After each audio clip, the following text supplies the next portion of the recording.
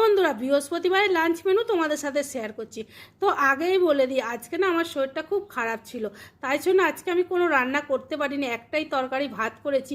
আর যেহেতু প্রত্যেক দিন তোমাদের সাথে শেয়ার করি, তাই না শেয়ার করলে ভালো লাগে না, সেই জন্য আমি যেটা খাচ্ছি সেটাই তোমাদের সাথে শেয়ার করছি। তো দেখো, এখানে গরম গরম এক বাটি ভাত নিয়েছি, সাথে এক টুকরো লেবু আর একটা কাঁচা লঙ্কা নিয়েছি। এমনকি আজকে স্যালাডও কাটিনি, স্যালাডটাও কাটার মতো ইচ্ছাও করছে না, ভালো লাগছে না বলে আজকে আর কাটলাম না। তো দেখো, এখানে করলা আলু ভাতে দিয়েছিলাম, তো এটাই মেখে নিয়েছি। আর এখানে দেখো, সয়াবিন আলু আর মাছ দিয়ে তরকারি করেছি। তোমরা কি কেউ সয়াবিন আলু মাছের তরকারি খেয়েছো? এটা কিন্তু খেতে খুব ভালো লাগে। অনেকেই ডিম আলু সয়াবিনের খায়, কিন্তু মাছ দিয়ে করে দেখবে, খুব ভালো লাগে খেতে। যারা কোনোদিনও খাওনি, একদিন খেয়ে দেখবে, খুব ভালো লাগে।